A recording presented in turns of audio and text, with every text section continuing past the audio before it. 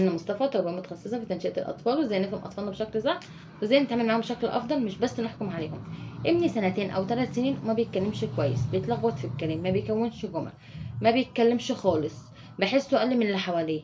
يبقى الفيديو ده ليكي، كمليه للآخر وهتعرفي ليه ممكن يغير طريقة تفكيرك خالص. هتكلم عن موضوع بيقلق أي أب أو أي أم بخصوص التأخر في الكلام. مهم جدا نعرف في الأول إن مش كل تأخر في الكلام عند الأطفال بيبقى سببه مشكلة كبيرة، ممكن المشكلة تكون بسيطة جدا.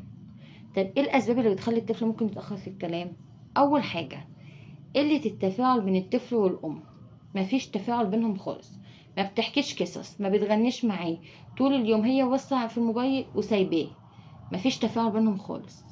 تاني حاجة، هي يعني عشان تقوم تخلص اللي وراها أو تخلص شغلها تروح سايبه له التليفون بتاعها او مشغله له التلفزيون ومقعداه قدامه، ممكن يقعد من اول ما يفتح عينه لحد ما بينام قدام التلفزيون او التلفزيون.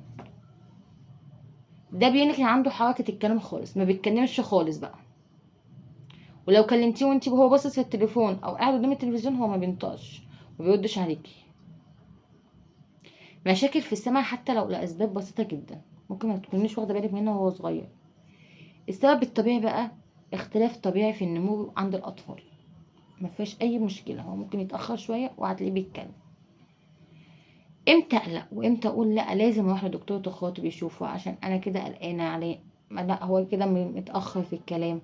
لو لقيتيه بتكلميه بتناديه على الاسم وما بيردش عليكي خالص، ما بيستجابش لاي حد بيناديه بالدلع باسمه باي حاجه، ما بيقلدش اي حركه او اي صوت. الاطفال في السن من 1.5 ل3 سنين بيحبوا يقلدوا جدا، لو شغلت لهم فيديو فيه حركات هتلاقيهم بيقلدوها، لو صوت حيوانات هتلاقيهم بيقلدوا صوت الحيوانات، مفيش خالص ما بيقلدش. لا لازم تتصرفي. لما يعوز الحاجه ما بيقولكيش مثلا امبو مام او عايز ياكل او عايز اشرب، ما بيقولش اي حاجه، حتى ما بيشاورش عليها، هو مش عارفها. بتلاقيه بيصرخ لك، عايز ياكل بيصرخ وبيعيط، عايز يشرب بيصرخ وبيعيط، عايز القلم بيصرخ وبيعيط، عايز اي حاجه بيصرخ وبيعيط عليها. طفل فوق ال3 سنين ما بيعرفش يكون جمل. لو لقيت الاربع اعراض دول لا روح الدكتور تخاطب يكشف عليه ويشوف هو المشكله من ايه عشان يساعدك.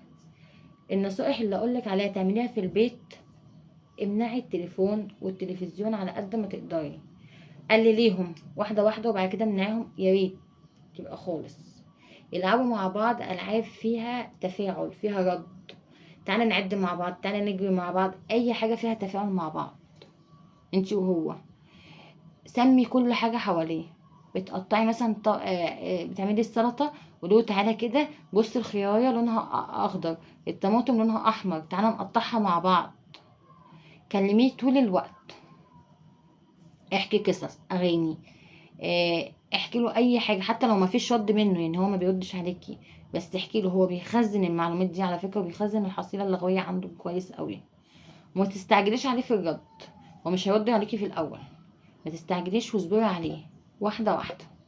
مهم جدا تعرفي ان كل طفل غير التاني، في طفل عنده مهاره اسرع من التاني، يعني في طفل مثلا تلاقيه ماشي بدري وطفل مثلا اتكلم بدري، كل واحد غير التاني، كل واحد عنده سرعة غير التانية.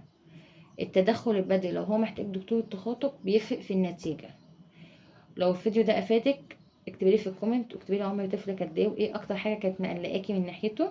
وما تنسوش تعملوا لايك وشير وسبسكرايب للقناة عشان يوصلك كل جديد وتفعلوا زر الجرس تحت. باي باي.